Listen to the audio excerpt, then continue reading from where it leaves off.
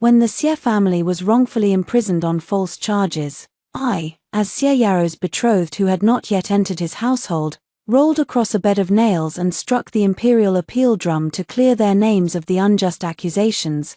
Afterward, Xie Yaro kept his promise and married me. I managed the household for him, bore him 2 children, but before long, I was confined to my sickbed, wasting away, yet on my deathbed.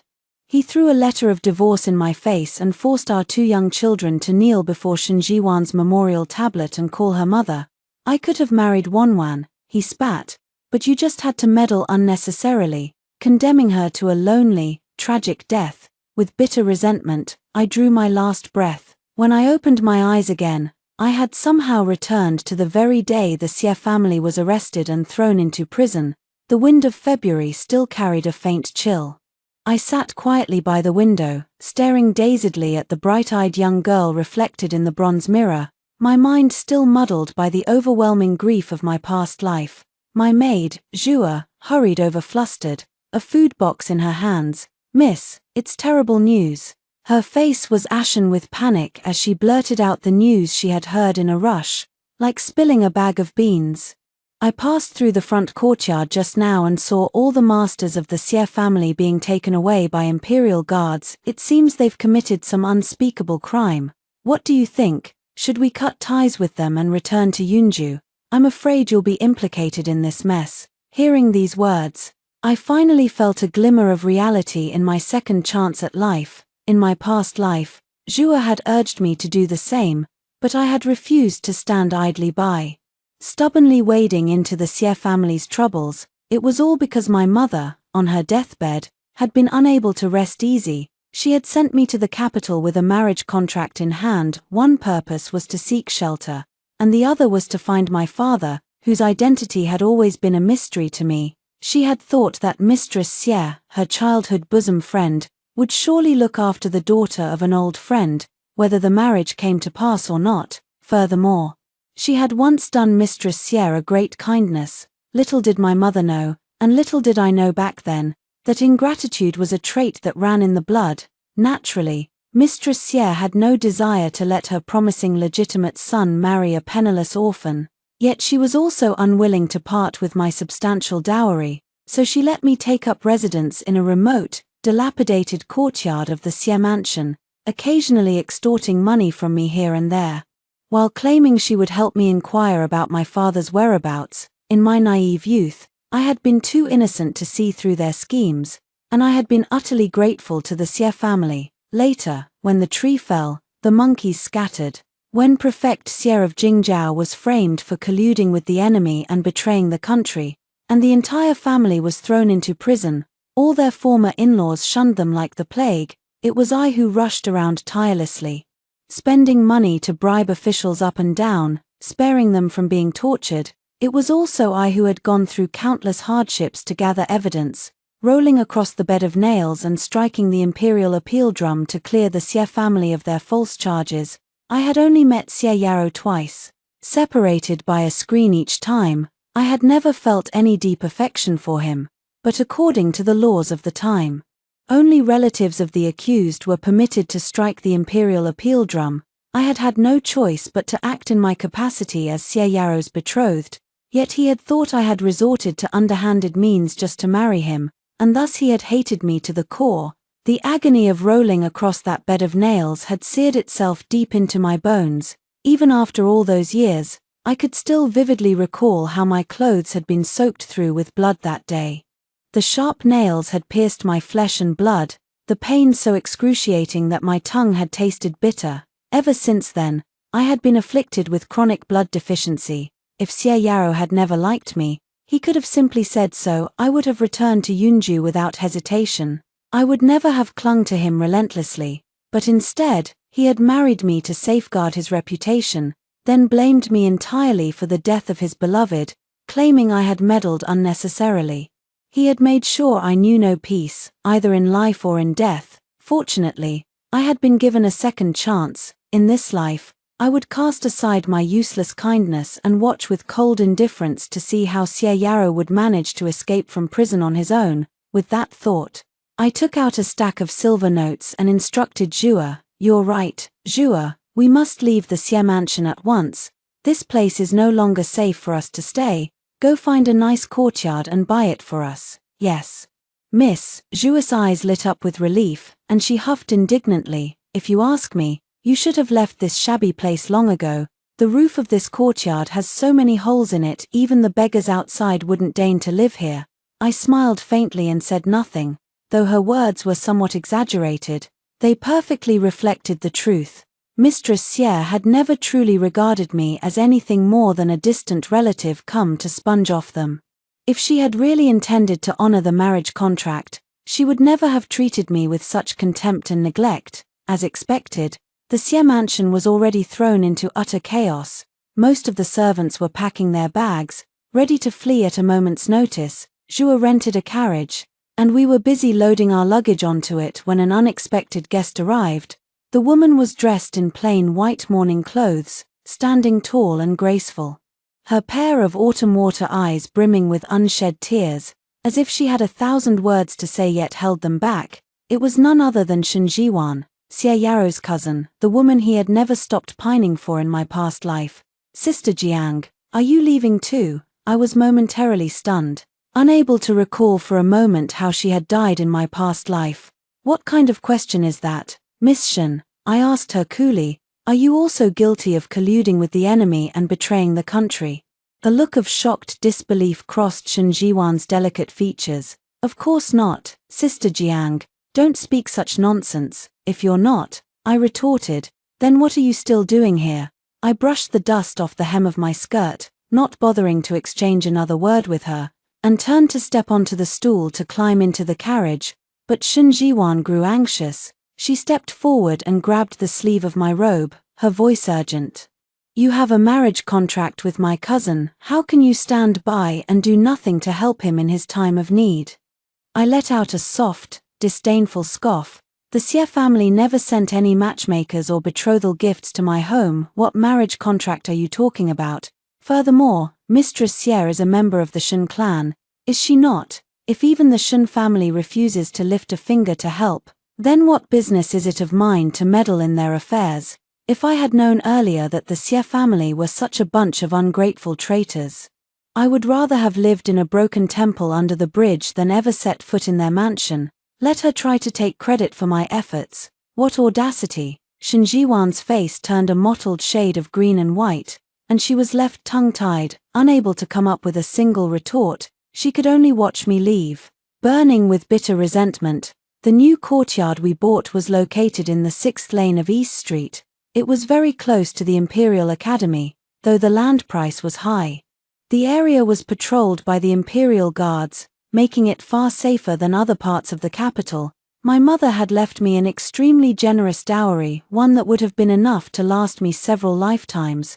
Watching Zhua bustling about the new courtyard like a busy little bee, my cold, hard heart softened slightly. In my past life, I had failed myself, and I had failed her too. When I had been gravely ill, Xie Yaro had refused to call a physician to treat me, sneering coldly instead. One died because of you. You'd do well to hurry up and go down to the underworld to atone for your sins. It was Zhua who had risked her life to sneak out and buy medicine from the clinic, allowing me to cling to life for a little while longer. Yet this kind, loyal girl had ended up being beaten to death by Xie Yaro's men right before my eyes, her body reduced to a bloody pulp. Miss, her cheerful voice pulled me back from my dark thoughts. Zhua pointed excitedly at a portrait hanging in the study. Look, the person in this painting looks just like you. I lifted my eyes, and what I saw left me too stunned to speak. The portrait was framed with bamboo and hung on the wall. The woman in the painting had bright, intelligent eyes and a face that was the spitting image of me now. But how could there be a portrait of me here? Find out who lived in this courtyard before us, I instructed her. Zhua nodded eagerly and hurried off to make inquiries. While she was gone, I did not forget to keep tabs on the Xie family's situation in prison. The members of the Xie family had relied on the fact that the eldest Miss Xie was a prince's consort. When they first entered the prison, they had been completely unaware of the gravity of their predicament, acting arrogant and haughty. The refined prefect Xie had even demanded a mirror to groom himself. But it had not taken long for them to taste the bitter fruits of their misfortune. The daily meals served to them were spoiled and rotten, the water stank to high heaven, and if any of them so much as raised their voices a little too loud, the head jailer would lash them mercilessly with a whip soaked in salt. "Be grateful you're getting to eat at all," the jailer would snarl. "Do you really think you're still high and mighty nobles?" Word had it that Siya Yarrow had taken a lash to the back. And that very night, he had come down with a raging fever, muttering deliriously all night long, "I am the Grand Secretary of the court," and other such nonsense. Everyone else had thought he had lost his mind from the fever, but my heart sank like a stone, because in my past life, before I died, Siya Yarrow really had risen to the position of Grand Secretary, the most powerful minister in the imperial court. It did not take long for Shenjiwan to come to my door again. She seemed to have sensed my impatience with her, for she cut straight to the chase the moment she stepped inside. "Sister Jiang, I'm here to pass along a message. My aunt says she has some information about your father. She asks that you come to the prison to see her." I had no desire to pay any attention to her, but finding my father had long since become an obsession not just for myself, but also for my mother, who had died with that regret weighing heavily on her heart. After a moment's hesitation, I agreed. "I will go visit Mistress Xie." A faint smile tugged at the corners of Shenjiwan's lips when she heard my answer. She touched the gold hairpin atop her head, then put on her veil and took her leave, as if a weighty matter had been settled in her heart. How odd, I thought to myself. The clothes she was wearing were old and faded to a pale white. Where had she gotten such a stylish, new gold hairpin? I tapped my fingers lightly on the wooden table, tucking the question away in the back of my mind, then rose to head for the Dali Temple prison. As the saying goes, the devils are hard to deal with. To become the head jailer of Dali Temple prison, a man had to have some skills up his sleeve, but as long as you filled his pockets with silver, he would not trouble you unduly. "You may stay for half an incense stick's time. Young lady, do not break the rules," the head jailer warned me, casting a glance at my empty sleeves. He took me for just another relative come to visit a prisoner. "Aren't you going to bring them some food or clothes? That won't cost you extra." I waved my hand dismissively, my expression filled with righteous indignation. "No need. Traitors like the Xie family who collude with the enemy don't deserve to eat. Our grain would be better saved for the soldiers guarding the border." The head jailer shot me an appreciative glance at my words. In the dim, murky dungeon, I followed closely behind him. Step by step, from far away, I heard that voice, familiar, like it had seeped into my very bones. "Yarrow, are you truly certain that Jiang Ningyue can get us out of this mess?" "Rest assured, mother, as long as she is willing to strike the imperial appeal drum, the Xie family will be safe and sound."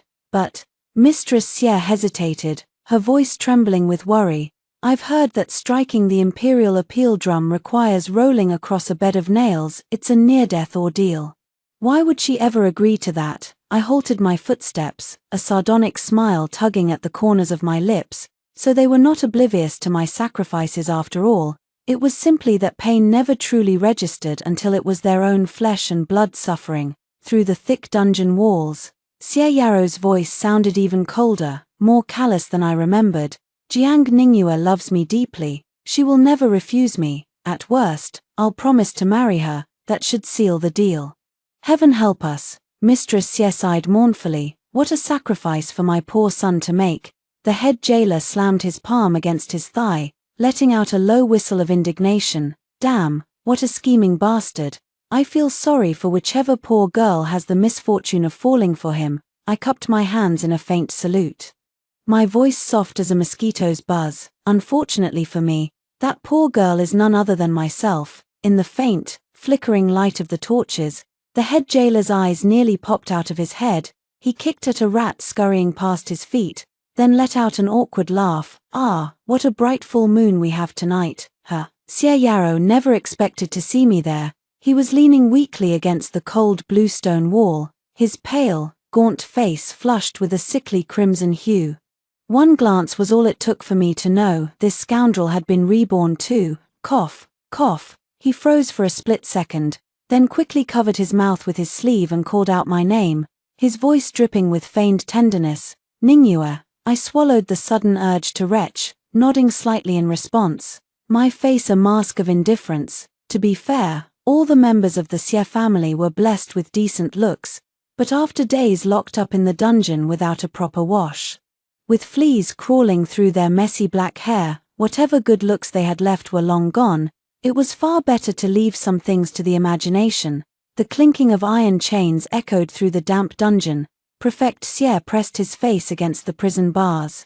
His brows furrowed into a deep frown as he asked me plaintively, "Nisu, did you bring a mirror and a comb with you?" He had always been a man of refined tastes. Only spring water would do for his tea, only silk for his robes. He had squandered my dowry recklessly, yet never once had he spoken a single word of fairness on my behalf. The cell was lit by cheap charcoal, thick plumes of acrid smoke filling the air and choking everyone inside.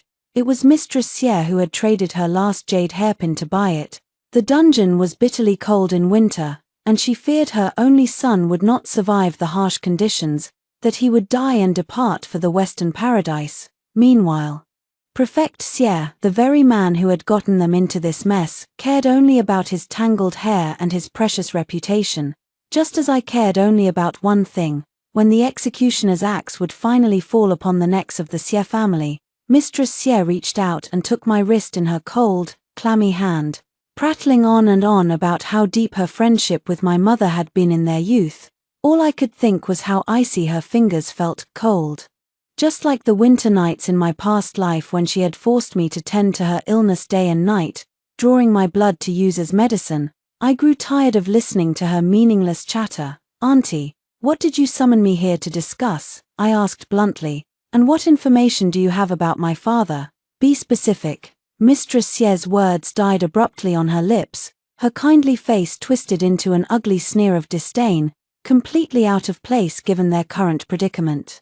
"Didn't your mother ever teach you any manners? You should never interrupt your elders when they are." Xie Yarrow cut her off. "Mother, let me talk to Ningyue." He coughed twice more, then fixed his gaze on me, his eyes brimming with that familiar, sickly sweet tenderness. "I asked you to come here to talk about our marriage. You are a good, kind girl. I never should have kept you waiting this long. And yet I cannot bear the thought of you marrying another man. You are so easy to fool. If you do not mind waiting a little longer, once I am released from prison, I will marry you properly in a grand sedan chair carried by 8 men. Will you accept? So now you must work hard to save me. But there is one thing I must tell you in advance. My cousin has sacrificed so much for me over the years. I intend to take her as my secondary wife. When that day comes, I hope you will not make things difficult for her. There is no time to waste in striking the imperial appeal drum.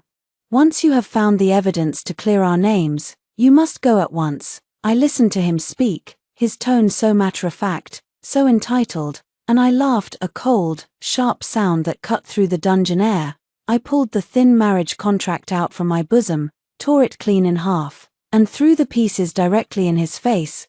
The paper hit his skin with a soft, dull thud, each fragment as sharp as a blade to his pride. "Mind, I mind more than you could ever know," I spat, my voice ringing with icy fury. "What decent girl would ever marry a traitorous scoundrel who colludes with the enemy and betrays his country? Do I, Jiang Ningyue, look like someone who collects other people's garbage?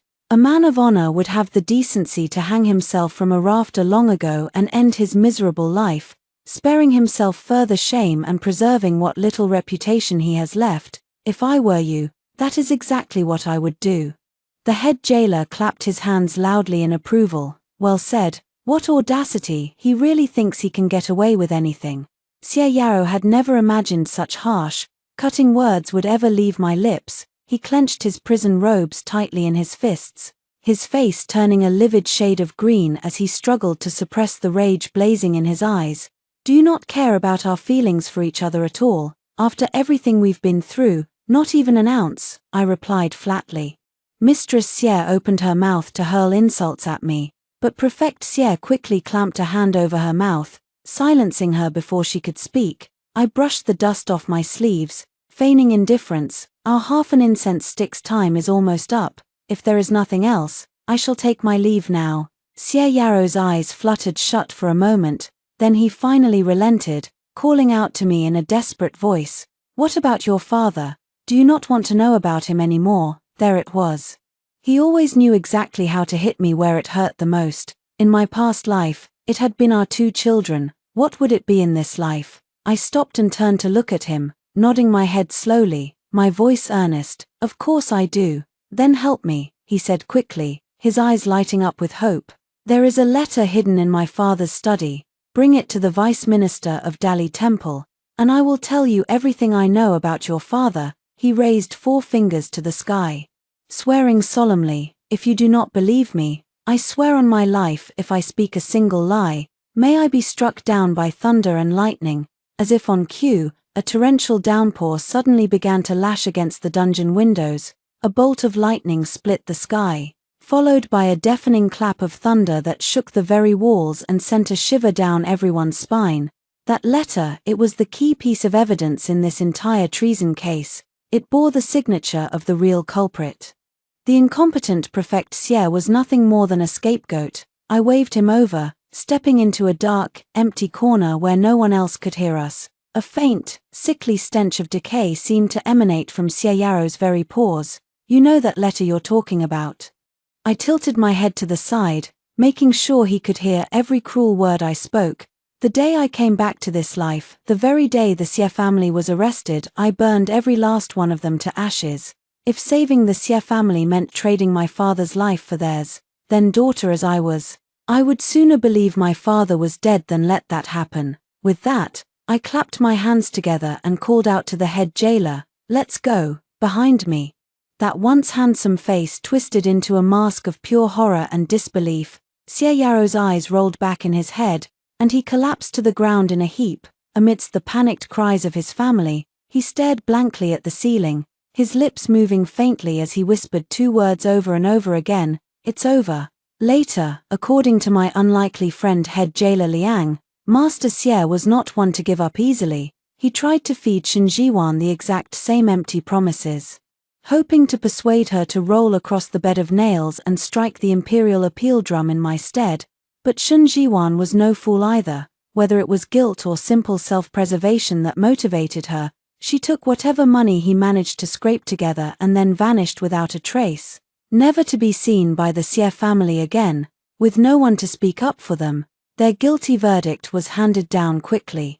All the male members of the Xie clan's direct line were sentenced to death by beheading in the autumn, while the women were condemned to a life of hard labor in the imperial palace's laundry yards. On the day of their execution, I made a special trip to watch, bringing Zhuo along with me. The common people loved a good spectacle. I pushed my way through the crowd, tossing copper coins to the ground as I went. "Make way, please, make way for me," as expected. Everyone immediately scrambled to pick up the money, clearing a path for me in an instant. On the execution ground, the members of the Xie family knelt in a row, black cloth bags pulled over their heads to hide their faces. Were they innocent? Not in the slightest. Most of the Xie clan's young men had long been guilty of extorting money from the common people and abducting innocent women. In my past life, when I had been managing the household accounts, I had discovered tens of thousands of mu of unaccounted for private farmland. The tenant farmers who toiled day and night on that land were allowed to keep a mere tenth of the grain they harvested. The other 9/10 were seized to feed the gluttonous Xie family's lavish lifestyle. When I had suggested to Mistress Xie that we reduce the rent and treat the farmers more fairly, she had flown into a rage, screaming that I was nothing but a merchant's daughter who knew nothing about running a noble household. Dark clouds gathered overhead, and a light drizzle began to fall.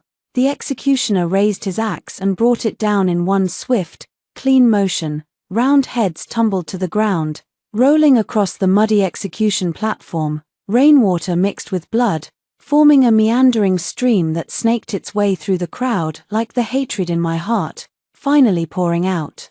I made my way to the spot where Xie Yaro was supposed to kneel, staring intently, determined to see his death with my own eyes. But when one of the heads rolled to a stop right at my feet, my heart skipped a beat. It was not him. This was not Xie Yaro. We had been husband and wife for years. I knew every inch of his body like the back of my hand. There should have been a faint blue birthmark at the base of his neck. I pulled my veil down over my face. Letting the raindrops patter against my shoulders, my cloth shoes soaked through and sticking uncomfortably to my feet as I walked away, my mind filled with dark, troubling thoughts. "Young lady," a clear, crisp voice suddenly sounded beside my ear. Someone pressed an oil paper umbrella into my hands, their tone gentle and concerned. "You should go home now, before you catch a cold in this rain." I could not see his face clearly, but I noticed a bright red cinnabar mole on his wrist. His fingers long and slender with well-defined knuckles. He ran off into the crowd before I could thank him. A moment later, Zhua emerged from a nearby shop, holding an umbrella over her head as she hurried over to me, stamping her foot in frustration. "Miss, why are you out in the rain again?" "Silly Zhua," I sighed, opening the umbrella he had given me. "Your mistress has a lot on her mind right now." Rainwater had a way of clearing one's head. Xie Yarrow was a man with a long memory and a grudge to match, clever, cunning, like a venomous snake lying in wait in the shadows. And to make matters worse, he had all the memories of his past life to guide him. I would never be able to rest easy until I saw him dead with my own eyes. I needed to figure out who had helped him escape from prison. Zhua knew better than to argue with me when I was like this. She simply nodded and hurried back to the courtyard to prepare a pot of ginger soup to ward off the cold. When we returned to our new home, however, an unexpected guest was waiting for us at the gate. He was a tall, imposing man dressed in the official robes of a scholar from the Imperial Academy. His pair of phoenix eyes slightly slanted upwards, his gaze bright and sharp. He raised his hand, hesitating for a moment, as if unsure whether to knock on the door or not. Zhua planted her hands firmly on her hips and marched forward, shouting indignantly, "Who are you, you rogue? How dare you loiter around my young lady's house?" The man's face turned bright red with embarrassment. He quickly cupped his hands in a polite salute, the red cinnabar mole on his wrist glinting faintly in the light. My apologies. I did not mean to disturb you. My surname is He. I was the previous tenant of this courtyard. I left in such a hurry to go on a study tour that I accidentally left a portrait behind. I was wondering if you might have seen it. That portrait means the world to me. I would be happy to pay whatever price you ask to get it back. I lifted my veil, revealing my face, and smiled slowly at him, holding out the oil paper umbrella he had given me earlier. "I'm afraid I haven't seen any portrait," I said, "but I do have an umbrella here. Would you like it back?" He Yu Cheng stood frozen in place, his eyes wide and empty, the tips of his ears turning bright red as he stammered out my name, his voice trembling slightly. "Jie Jiang, Mistress Jiang." I still had a vague impression of He Yu Cheng. After all, he had a face that was truly easy on the eyes. Years ago, on my journey from Yunju to the capital, a severe flood had broken out. I had ordered the boatman to fish him out of the raging waters and take him aboard my vessel. Back then, I had saved quite a few lives, and he had been just one of them. I had never imagined we would meet again, let alone that this man had secretly kept a portrait of me. The rain was falling harder and harder. I invited him into the courtyard, asking him to take shelter under the eaves for the time being. "Ginger soup's ready." The little maid brought out a large steaming bowl of ginger soup and set it in front of me, then stood off to the side, glaring at He Yu Cheng like a watchdog guarding its territory. The rough-handed old maid in the courtyard was sweeping up fallen leaves. The new cook we had hired was quite skilled at her craft. I took a sip of the sweet brown sugar ginger soup, then pushed the pink porcelain teapot on the table toward him. "Help yourself to some tea, Mr. He. Thank you for forgiving my presumptuousness, Mistress Jiang." He Yu Cheng poured himself a cup of cold tea, then began to explain awkwardly, his voice trailing off, "You saved my life. After we parted ways in Tongju, I secretly painted this portrait of you just so I could find you again." If his face had not been so flushed, and if he had not been squirming in his seat like he was sitting on pins and needles, I might have believed him. But sometimes, the truth was not that important. These days, I had no desire to win people over with kindness. I only wanted to reap the fruits of my efforts directly. "Have you been well these past few years, sir?" He Yu Cheng nodded. "Thanks to your act of kindness that day, I was able to sit for the provincial examination later and gain admission to the Imperial Academy to study." He then asked, "What about you? Have you managed to find your father's whereabouts?" I shook my head, my face clouding over with sorrow. That damned Xie Yao, he must have known something about my father in his past life. The thought of it made my desire to kill him burn even hotter in my chest. Unforgivable. Unforgivable. Father left very few clues behind. All I know is that his surname is Wen, and he was a merchant in the capital. I paused for a moment, holding up my hand to gesture at my height. Mother said he was about this tall, and even more handsome than the most renowned courtesans in the land.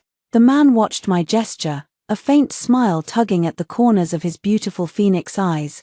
Unlike Xie Yao, who was always so reserved and taciturn, He Yuqing flashed a bright smile, revealing a set of white teeth, and tapped the table lightly with his fingers.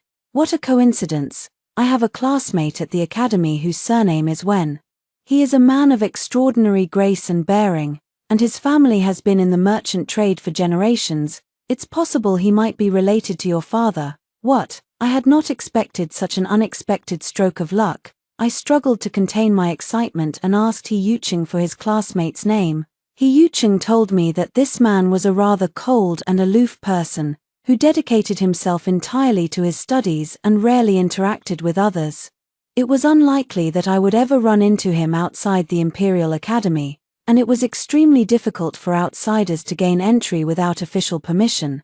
Do not worry, mistress, I will do my utmost to help you find out more about him.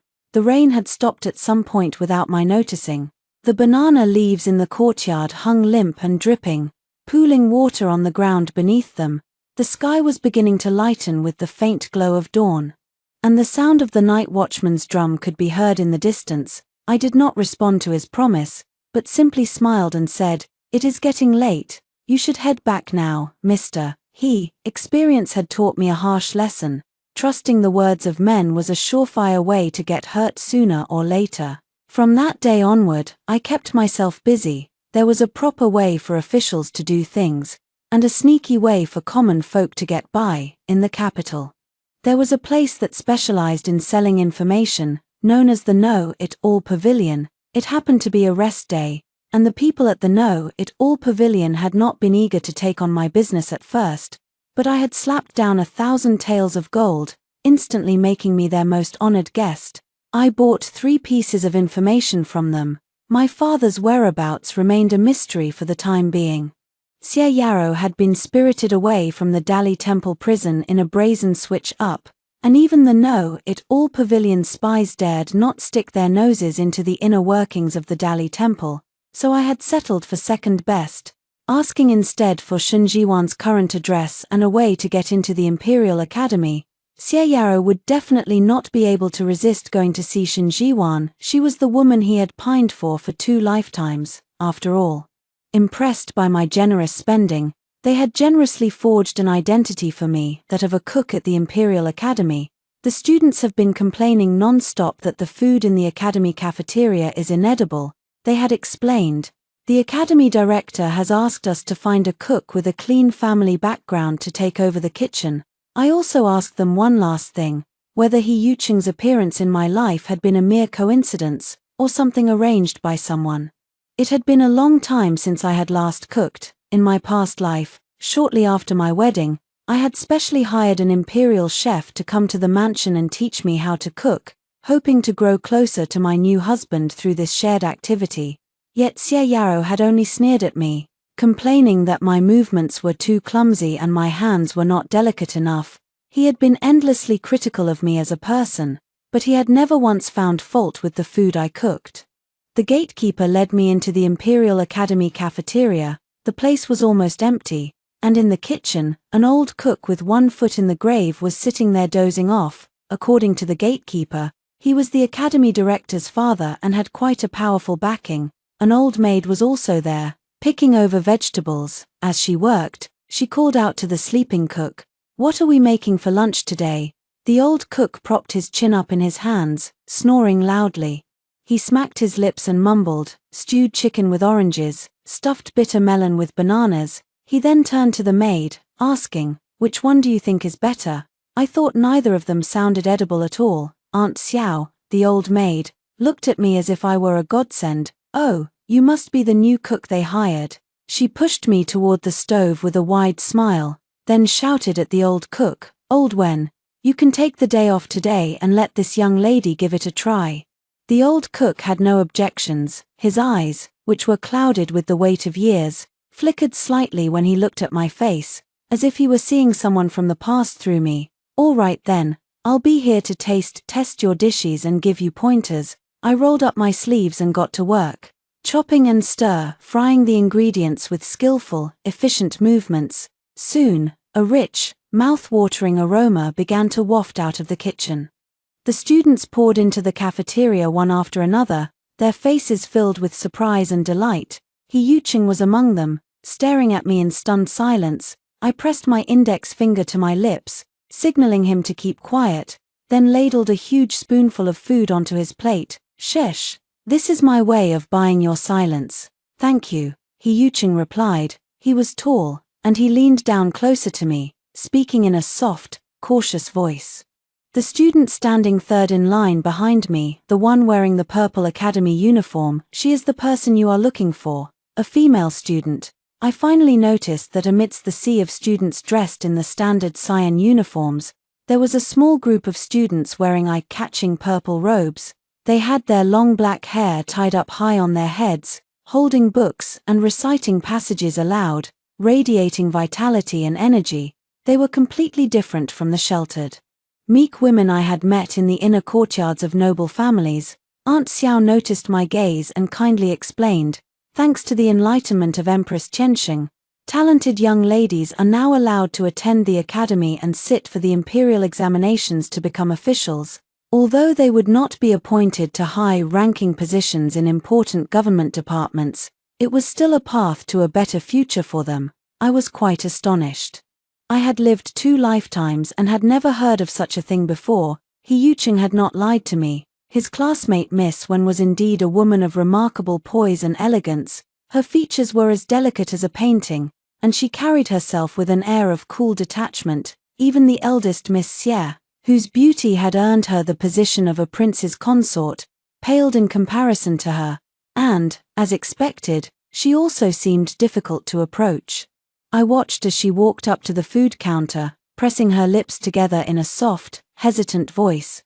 "Mistress, could I please have an extra scoop of rice?" Thanks to my excellent cooking skills, I quickly won over the stomachs of the many students in the academy, and with that, I also gained their friendship and trust. The character Heng in her name meant fine jade. To those who knew her well, Wen Heng was actually a very talkative girl. She could talk endlessly about astronomy and philosophy, which made for a striking contrast with her quiet, aloof exterior. "Ningyue, I'm so glad you came. My grandfather has poor eyesight and often mistakes sugar for salt when he cooks. His food is so terrible that only someone with an iron stomach could stomach it." When she heard that I was looking for my biological father, she told me regretfully that in the previous generation of the Wen family, her father, the academy director, had been the only son. She had been born when her parents were already quite old. In fact, Director Wen was already quite advanced in years, and his age did not match up with my father's. "But I felt an instant connection to you the moment I saw you," she added. "My aunt is the one who manages the family's business affairs. Could it be that?" I cut her off before her imagination could run wild, then excused myself, feeling disappointed. But it was not a total loss. I had not found my father, but I had gained a close friend instead. When the next rest day came around, I gathered a group of burly bodyguards and marched over to Shen Jiwan's residence in a formidable show of force. The Shen family was not a prominent one. In Tongju, they were a family of scholars and farmers that had long since fallen on hard times. Otherwise, they would never have sent Shen Jiwan to live in the Xie mansion, hoping she could marry well and climb the social ladder. Shen Jiwan had initially set her sights on her cousin Xie Yao, but as soon as the Xie family got into trouble, she had taken all the money she could get her hands on and cut off all ties with them without a second thought. When I found her, she was being chased by a group of men dressed in black. She was huddled inside a large wine vat, trembling like a leaf, her face as white as a sheet from fear, perhaps not wanting to stir up any more trouble. The black-clad assassins immediately chose to retreat when they saw our large group approaching. The young woman in the vat had her long hair soaked through, her body reeking of wine, and her clothes clinging to her skin, half transparent. I wrinkled my nose in disgust and tossed her an outer robe. "Put this on first. Get out here and talk." The night air was cold. Shen Jiwan did not stand on ceremony with me. She pulled the robe on over her wet clothes, then tilted her head back and took a deep, ragged breath. "I know why you're here," she said, looking up at me. "You're looking for my cousin, aren't you, Sister Jiang?" I had no desire to waste time playing guessing games with her. I pulled out my knife and pressed the blade against her delicate neck, my voice cold as ice. "Tell me where he is." Under the moonlight, Shen Jiwan gave me a knowing smile. "You'll never guess. The once high and mighty young master of a noble family is now groveling and begging for the second princess's favor." I was so shocked that my hand trembled slightly. Did she mean what I thought she meant? Had Xie Yaro really stooped that low? The woman let out a cold snort. "He's already reduced himself to being the princess's gigolo, and yet he still expects me to be his secret lover on the side. I have my own ambitions, you know. Being the princess's mistress is far better than being his. I've heard that Her Royal Highness has quite an appetite and is not at all picky about her lovers." No wonder he had managed to survive even after being condemned to death. He had saved his own skin by selling his body. Did the third prince's consort really not lift a finger to help Xie Yaro? From what I remembered, Xie Miao had always doted on her younger brother. "You don't know." Shen Jiwan paused for a moment, then continued, a note of schadenfreude in her voice. "When the emperor heard about Xie Yaro's scandalous behavior, he was absolutely furious. He issued a special decree ordering Xie Miao to divorce the third prince and enter a Taoist nunnery to spend the rest of her days in seclusion and penance. Before she left, she arranged for the second princess to meet my cousin. In a daze, I seemed to see a butterfly perched on the top of the peach tree in the courtyard, its wings fluttering gently in the breeze, symbolizing the unpredictable twists and turns of the future. In the memories of my past life, Xie Miao had relied on the support of her powerful family to rise to the position of empress of the entire nation in great splendor. Now, she was not even a prince's consort anymore. And then, another important event from my past life suddenly popped into my mind. It was something I had overheard people talking about with great regret at a banquet I once attended. If only Crown Prince Chen had not died in that tragic accident all those years ago, the court would surely be in a much better state today. We would not have had to cede so many cities to our enemies. The current emperor had many sons, but he had always favored his eldest son, the legitimate heir left behind by Empress Qiansheng, and had long ago chosen him as his successor. Yet the emperor had lived far too long. For a ruler to outlive his prime was not always a blessing. For the crown prince, it meant walking a tightrope. On one hand, he had to endure the watchful suspicion of his aging father. On the other, he had to keep his younger brothers, now all grown men with ambitions of their own, in check. On an ordinary night, the crown prince had suddenly fallen into a coma and passed away 7 days later. The white-haired emperor had wept inconsolably for his departed son, and in the end, it was the third prince, who had always seemed the most unremarkable of the bunch, who had reaped the benefits and seized the throne. Thinking carefully, the timing of the crown prince's illness seemed to coincide with these very days. I cannot let the third prince ascend the throne. If he did, Xie Yaro, his future brother-in-law, would use this connection to claw his way back to power. But what could I do to stop it? In an instant, countless thoughts raced through my mind. Finally, I lowered the knife pressed against Shen Jiwan's neck and asked her one last question. The Xie family's crime of colluding with the enemy and betraying the country, it had something to do with you, didn't it? Not only that, you were once a spy working for the third prince, Shen Jiwan, who had been so composed and in control just a moment ago, paled dramatically. She pulled the golden hairpin from her head and lunged at me, intent on stabbing me, but my bodyguards were quick to react, restraining her before she could get anywhere near me. I stared into her eyes, filled with rage and hatred, and smiled slowly. "There's no need to be so impulsive. I have no intention of reporting you to the authorities, at least not for now. What do you want me to do?" she asked, her head hanging low, her voice laced with defeat. I answered her firmly, without hesitation, "Kill Xie Yao." Winter arrived late, and the days slipped by like white rabbits darting through the snow. Before I knew it, large snowflakes were drifting down from the sky. I had just dropped a batch of dumplings into the boiling pot when I saw Aunt Xiao rushing into the kitchen in a panic. "Aining." She grabbed my hand and tried to pull me outside. "Stop what you're doing. A very important person has come to see you. She asked for you by name. I don't like the look of her, child. You'd better go home and hide for a while." The old cook was not at the academy today. My heart sank as a terrible suspicion dawned on me. My fears were confirmed the moment I stepped outside. A group of palace maids and eunuchs had already surrounded all the exits, blocking my way. On an ornate phoenix carriage parked in front of me sat a plump, imposing woman. She lifted the golden silk curtain and looked at me with a sneer. "Where do you think you're going, little girl?" Then she frowned and patted the young man kneeling at her feet. "Be gentler with your hands." It was none other than the second princess, a woman who had been widowed at a young age and was notorious for her arrogant, tyrannical behavior. I felt a familiar, hateful gaze burning into my back, like a sharp thorn piercing my flesh. I kept my head bowed and stepped forward to pay my respects. "I do not know why your highness has honored me with her presence today. What brings you here?" A deathly silence fell over the courtyard.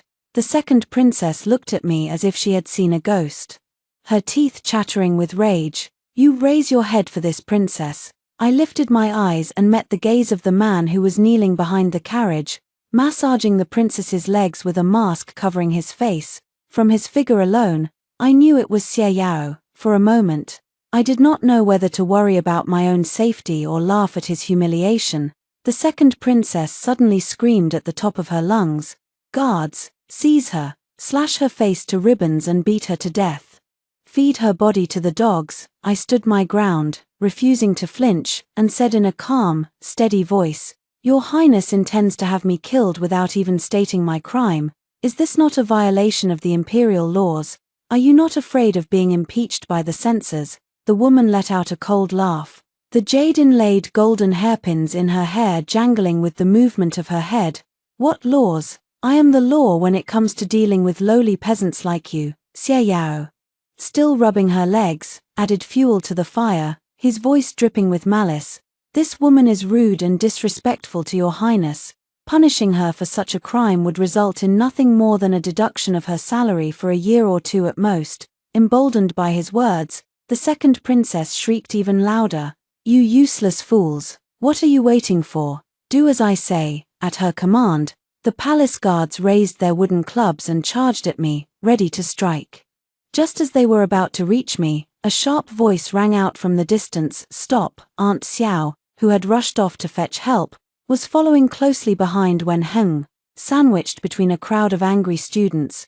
Wen Heng was dressed in her purple academy uniform, her long black hair tied up high in a neat bun, her delicate features set in a cold, stern expression. She did not mince her words. "Please return to the palace, your highness. The Imperial Academy is a sacred place of learning. Outsiders are not permitted to run amok here." The second princess was so enraged that she kicked Xie Yao hard in the chest, sending the wine cups inside the carriage crashing to the floor with a loud clatter. "You insolent wench from the Wen family, how dare you speak to me in such a tone? If your father, the academy director, were here, I might show the Wen family some respect. But you are nothing but a..." Wen Heng cut her off, her gaze never wavering. "My words are my father's words." He Yuqing stepped forward to shield me with his body, his jaw clenched tightly, his face flushed with anger. "Even the Son of Heaven is not above the law. We are all scholars who have passed the imperial examinations and earned official titles. If your highness insists on killing an innocent weak woman, then I will spill my own blood on the steps of the imperial palace and demand justice from His Majesty the Emperor. That's right, we will never stand by and watch this injustice happen." The other students shouted in unison, their voices echoing through the courtyard, their anger burning hotter than the snow on their shoulders. The sea of blue and purple academy uniforms formed a magnificent, unyielding wall between me and the princess's guards. They might have had different political views and belonged to different academic schools, But they all had one thing in common: they had all eaten the food I cooked. Ice crystals formed on my eyelashes, and my eyes grew wet. I could not tell if it was from the melting ice or from the tears welling up in my eyes. Meanwhile, Xie Yarrow watched all of this unfold, his eyes filled with bitter resentment. "Your Highness, do not listen to the empty words of these pedantic scholars." But the second princess hesitated. In that split second of hesitation, two figures walked through the main gate of the Imperial Academy. One was a handsome middle-aged man, and the other was the old cook who worked in the academy kitchen. "Cough, cough, Your Highness," the old cook said, his hands clasped behind his back, letting out a long, weary sigh. "I think you have caused enough trouble for one day. It is time for you to leave, Uncle Wen." The second princess's face paled instantly. She shot me one last look of bitter hatred, but had no choice but to order her servants to turn around and leave. "Very well, for Uncle's sake, I will let this matter slide today." With that, the rumors that the old cook was the academy director's father were finally confirmed beyond a shadow of a doubt. I cupped my hands in a respectful salute, bowed deeply, and thanked everyone present. "Thank you all for coming to my aid today. I am forever in your debt." "All right, everyone," the academy director said, his voice warm and kind. He waved at the students, not reprimanding any of them for their boldness. "You should all go back to your studies now." He Yucheng looked at me with worry in his eyes and did not move. Wen Heng stayed behind as well. Once the crowd had dispersed, she turned to her father and asked in a low voice, "Father, has the crown prince woken up yet?" The academy director did not answer. He only shook his head slowly, his face clouded over with sorrow. A cool breeze blew past, carrying with it a faint, familiar floral scent, a scent that I knew all too well, a scent that had seeped into my bones and haunted my dreams for years. My mind went blank for a moment. I rushed forward impulsively, grabbed the academy director's sleeve, and buried my nose in it, inhaling deeply. Hey, what are you doing?" "Miss Jiang." The academy director was so shocked that he jumped back in surprise. As I drew closer to him, he suddenly froze, staring at my face in stunned silence. "Why do I feel like I've seen you somewhere before? You look so familiar. You remind me of someone." He turned to the old cook and called out to him, "Father, come here quickly and take a look at her." The old cook pried his eyes open, scowling so fiercely that his beard stood on end. "You unfilial son. Your father is old and his eyesight is failing. I can barely see a thing." I ignored their startled exclamations and let go of the academy director's sleeve, my expression turning grave and serious. "Forgive me for being so presumptuous, Director Wen, but may I ask, have you just come from the Eastern Palace?" "Yes, I have," he replied, looking at me with confusion. "Why do you ask?" I thought for a moment, then made up my mind to tell them the truth. "I think I know why the crown prince fell into a coma." As soon as the words left my mouth, I saw He Yucheng's eyes light up with excitement. He rolled up the sleeves of his robe on both arms and held them out to me eagerly. "Mistress Jiang, I have sleeves too. You can smell mine if you want." It was the 8th year of my marriage to Xie Yarrow. I had been confined to my sickbed, my health declining with each passing day. Even the medicine that Zhua had risked her life to obtain could not ease my suffering. Back then, I could only lean against the headboard of my bed, staring through the lattice window at that potted Phalaenopsis orchid, as if catching a glimpse of the world outside. I had thought that my illness was caused by years of overworking myself to manage the household, or perhaps by the chronic blood deficiency I had developed after rolling across that bed of nails. It was not until my deathbed that Xie Yarrow had thrown the letter of divorce in my face and generously revealed the truth to me. "You tore me and Wanwan apart in this life. Even in death, you will never be allowed to enter the Xie family ancestral tomb. Do you know that there is a rare poison in this world that can kill a person without them even realizing it? The seemingly harmless Phalaenopsis orchid, when its fragrance mixes with the smoke from burning candles, it turns into a deadly poison." The scent of the orchid alone was not poisonous. The candles alone were not poisonous either, but when the two combined, they could claim a person's life silently and without a trace. I pulled myself out of the painful memories and told them everything about the Phalaenopsis orchid poison. Everyone's face paled with shock. their expressions growing increasingly grave and solemn. "The Crown Prince has always loved flowers and plants," the Academy director said slowly, his voice trembling with concern. "Not long ago, on his birthday, Prince Liang sent him a rare and exotic orchid as a gift." Prince Liang was none other than the third prince, the second princess's full brother. The Academy director shook his head, his face filled with unease. "This matter is of the utmost importance. We cannot be certain that the orchid in question is indeed the Phalaenopsis orchid. If it was..." Then a bloody storm was about to erupt within the palace walls, when Heng turned to look at me, her eyes filled with determination. "Father, I have a plan. Why don't we let Au disguise herself as a female imperial physician and accompany you to the Eastern Palace to investigate?" I nodded my head in agreement without hesitation. As long as the Crown Prince can survive, Xie Yaro's dream of becoming the Emperor's brother-in-law will be nothing but a pipe dream. The Crown Prince had been in a coma for nearly 5 days. There was no time to waste.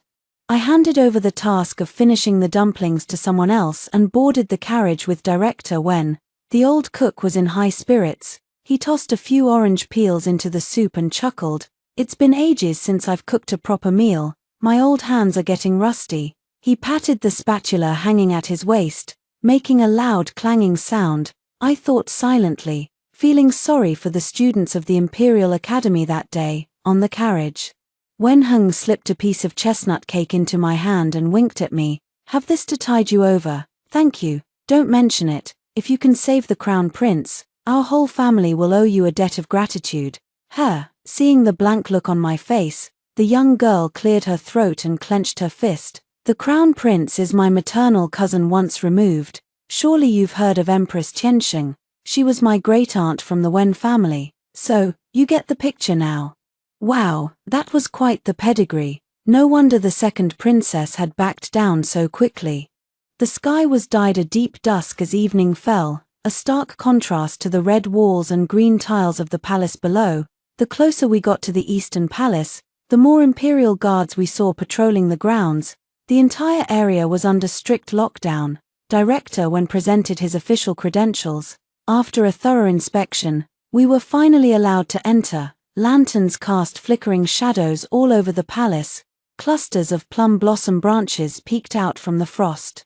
As if reflecting the heavy hearts of the people inside, the Crown Prince was being cared for in his inner chambers, heavily guarded by layers of soldiers. The eaves outside were lined with a riot of colorful flowers and plants, though much of them were covered by frost and snow in the winter chill. If you listened closely, you could even hear the faint chirping of insects. Inside the palace, however, the air was thick with the bitter, lingering scent of medicinal herbs. A dignified, beautiful woman sat with her eyes closed, praying to the gods and Buddha for her husband's safe recovery.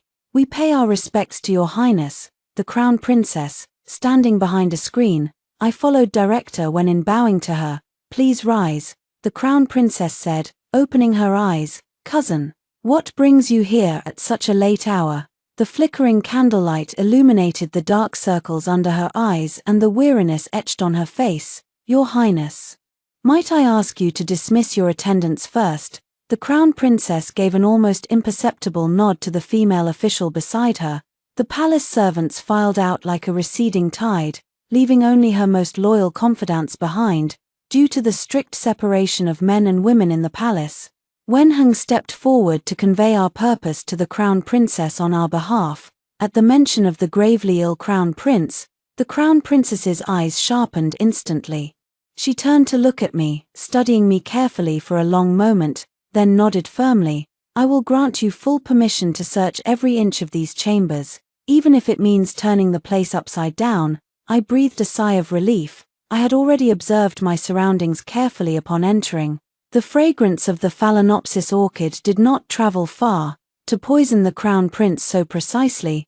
The plant could not have been placed too far away from his bed.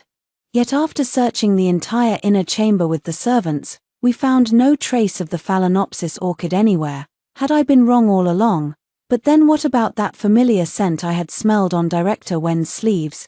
Just as the Crown Princess was beginning to show signs of impatience, I gritted my teeth, strode over to the bed where the Crown Prince lay, and tore down the gauze curtains hanging above it.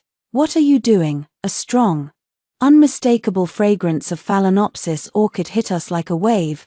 Before anyone else could react, I pointed to the sachet hanging from the top of the bed frame, my voice ringing clear and crisp. "Your Highness, your humble servant has found it." When Heng exchanged a quick glance with me, then reached up to take down the sachet, sure enough, inside we found dried, pale purple petals of the Phalaenopsis orchid.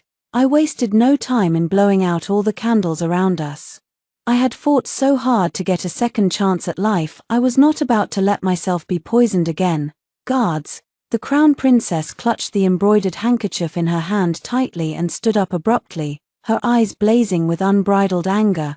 "Go, report this matter to His Majesty the Emperor at once, and summon the imperial physicians here to treat His Royal Highness immediately."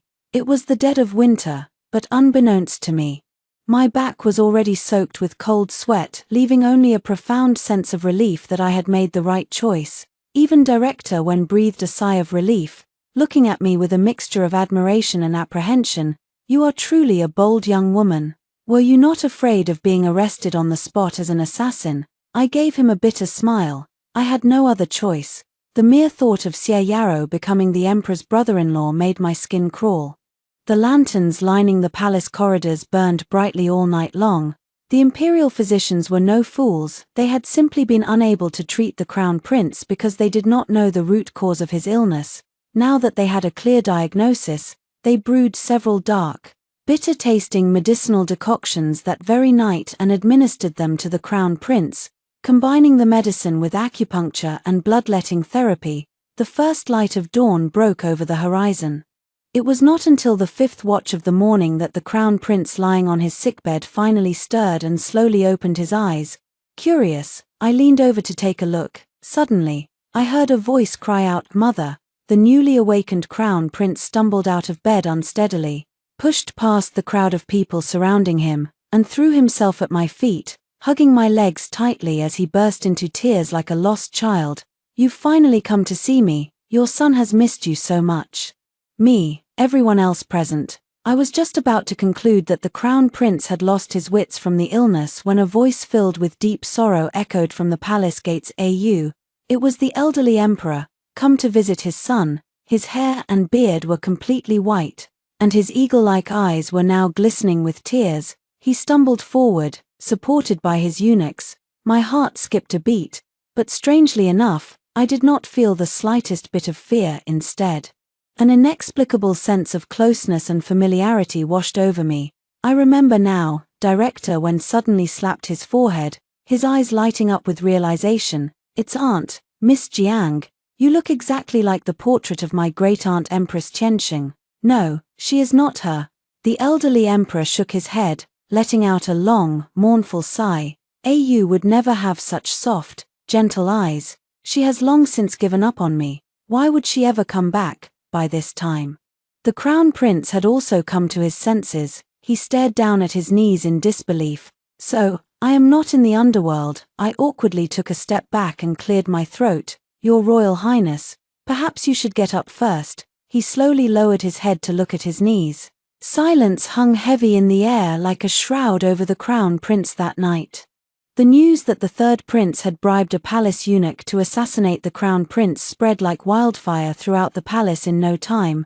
Perhaps the third prince had been so confident that his scheme would remain hidden forever that the eunuch still had a large stash of dried Phalaenopsis orchid petals in his quarters, along with a letter he had written to his master boasting of his success.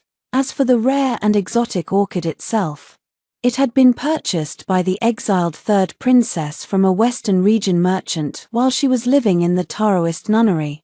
Once the entire plot was uncovered, the emperor flew into a rage. He stripped the third prince of his royal title and demoted him to a commoner, then sent a cup of poisoned wine to the Taoist nunnery to end his life.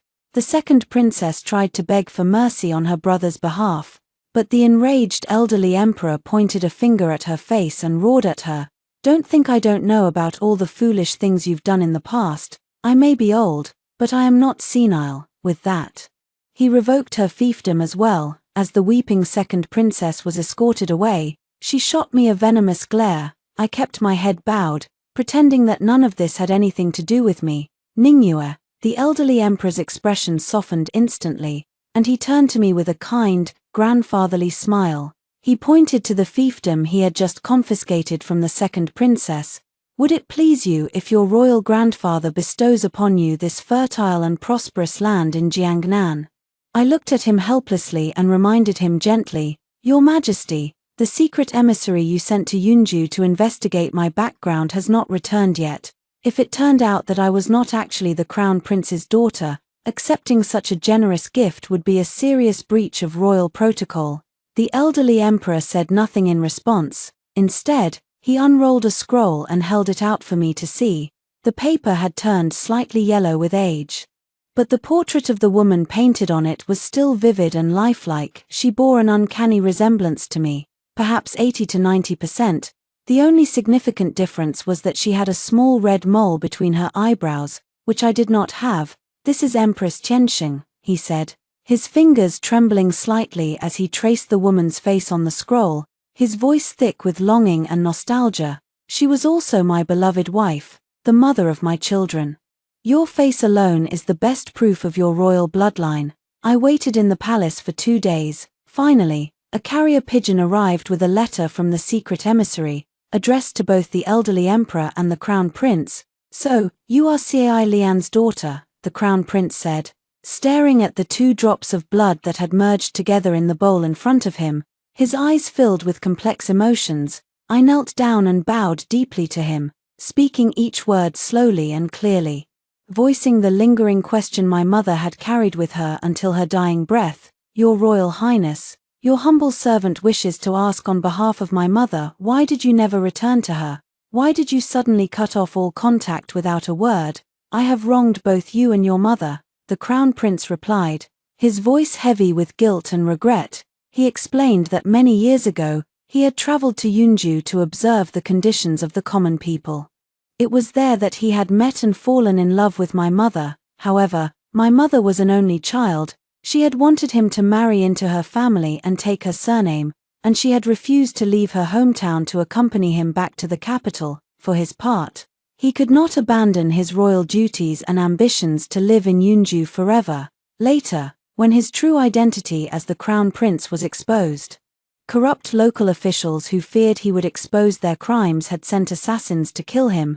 He had fallen into a river and hit his head, losing all memories of his time in Yunju. It had taken him half a year to recover from his injuries and amnesia. By the time he had finally sent people to Yunju to find my mother, she had already vanished without a trace. Because, like him, she had been using a pseudonym during their time together, I thought to myself. Where was the sincerity between people? The elderly emperor, however, was overjoyed. He laughed loudly and clapped his hands. Wonderful, wonderful, I knew it all along. Ningyue is indeed a member of the imperial family. Empress Qianxing had held a special place in the hearts of both father and son, thanks to my resemblance to my great-grandmother. Combined with their feelings of guilt and remorse, I was showered with an enormous amount of generous gifts and rewards. When the crown princess learned the truth about my identity, she did not show the slightest hint of anger or jealousy. Instead, she even offered to adopt me as her own daughter. I politely declined her offer. A father could be replaced, but a mother could not. The crown princess did not take offense at my refusal. Instead, she smiled warmly and invited me to visit the Eastern Palace, often to play with her daughters. I returned to my old courtyard in a daze, only to find Zhua standing there. Looking equally stunned and bewildered, she threw herself at me, grabbing my sleeves tightly as she burst into tears. Miss, you've been made a princess. Zhua thought you had abandoned me. Wara, silly Zhua, I said, patting her head gently to comfort her, just as I had done countless times before. Whether I am a princess or not, nothing will ever change between you and me. That is, unless one day you meet someone you love, then I will give you a generous dowry to marry him. After all, with the rewards from my royal grandfather and my father the crown prince, my wealth was growing by leaps and bounds. I had more money than I could ever spend in a lifetime. That night, I had a dream. In the dream, after I died in my past life, Xie Yarrow wasted no time in marrying a new wife. But his happiness did not last long. Soon after, Someone unearthed a secret imperial edict issued by the retired emperor and had him executed by hanging. An official from Tongju had traveled all the way to the capital to collect my remains and give me a proper burial. Only then did I realize that in my past life, my royal grandfather had also recognized my resemblance to Empress Qiansheng and thus spared the Xie family from destruction. But by then, my father the crown prince had already passed away. Fearing that exposing my true identity would bring disaster upon me, he had not dared to reward me openly. Instead, he had resorted to secretly promoting Xie Yaro's career, hoping that I would benefit from his success by association. No wonder Xie Yaro had been reborn only a short while after me. He had not lived much longer than I had in my past life. To celebrate my newfound royal status, my royal grandfather ordered a grand banquet to be held in my honor. When the elderly ministers present at the banquet saw me, they were all struck dumb with shock. The second princess sat at the bottom of the hall. Drinking heavily. From behind her screen, we could hear her yelling at and beating her male concubines from time to time. As I walked past her, I happened to see Xie Yaro kneeling on the floor, wiping her shoes with a look of humiliation and resentment etched on his face. "Aunt, you seem to be enjoying yourself. What are you doing here?" The second princess stared at me with a dark, venomous scowl, slamming her wine cup down on the table so hard that it nearly shattered. "Jiang Ningyue, how dare you sneak into the imperial banquet, unaware of my new identity?" Xie Yaro looked up at me, his eyes filled with hatred as he gritted his teeth and spat out the words, "You lowly, shameless woman. How dare you trespass into the palace, your highness? Quick, order the guards to seize her and beat her to death."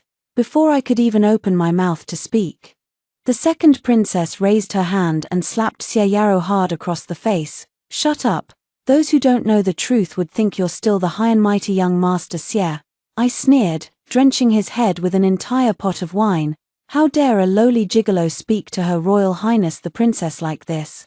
Xie Yaro's pupils constricted violently. He scrambled to his feet, finally noticing the luxurious palace gown and jade crown I wore, the attire of the banquet's guest of honor.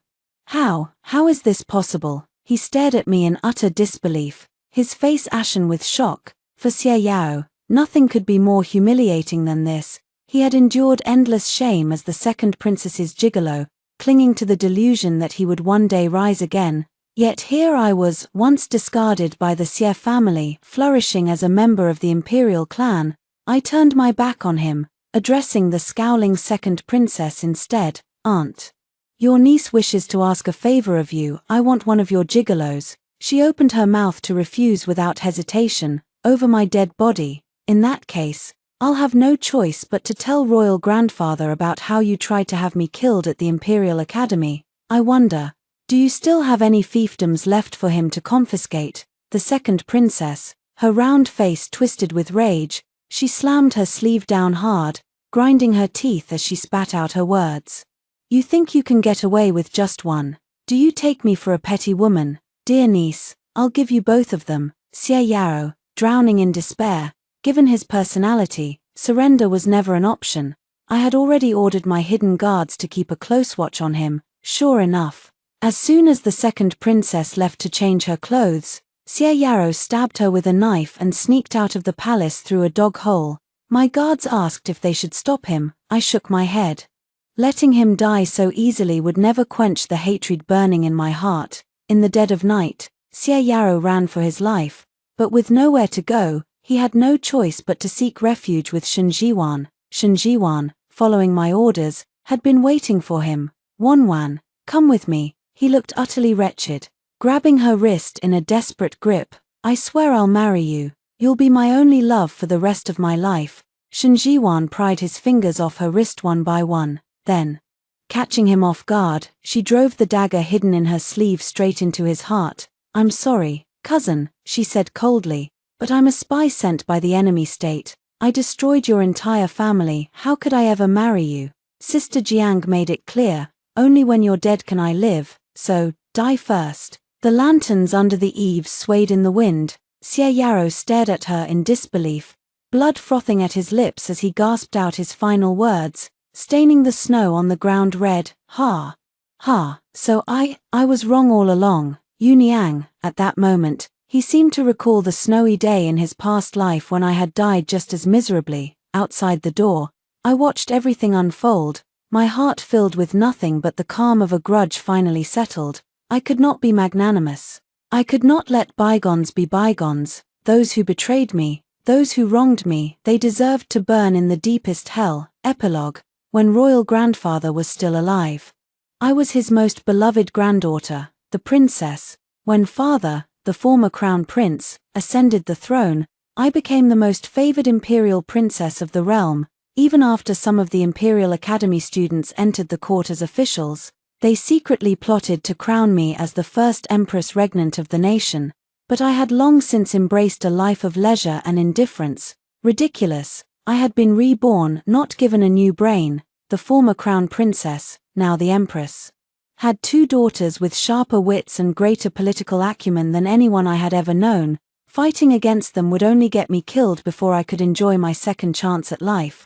So why bother? I threw in the towel. After all, no matter who ascended the throne, would they not have to address me as their elder sister? As long as I had this face, the face of my great-grandmother, Empress Qiansheng, I would be the lucky charm of the imperial palace. As for Shen Jiwan, I did not kill her.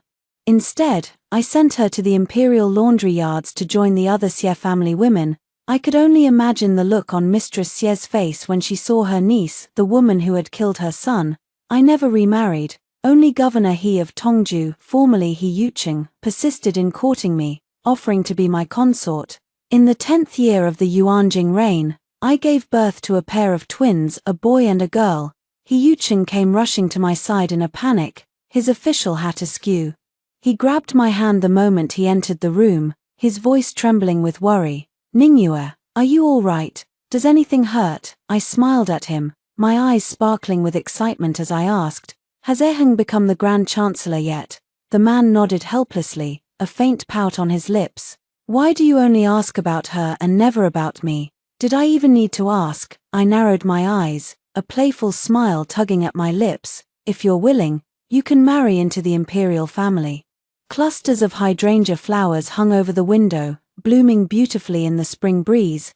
The red sun climbed high in the sky before slowly setting in the west, just like my new life, brilliant and full of color. That is the end of today's story. If you enjoyed this video, please like and subscribe. If you have any suggestions, feel free to leave a comment below. We'll see you in the next video.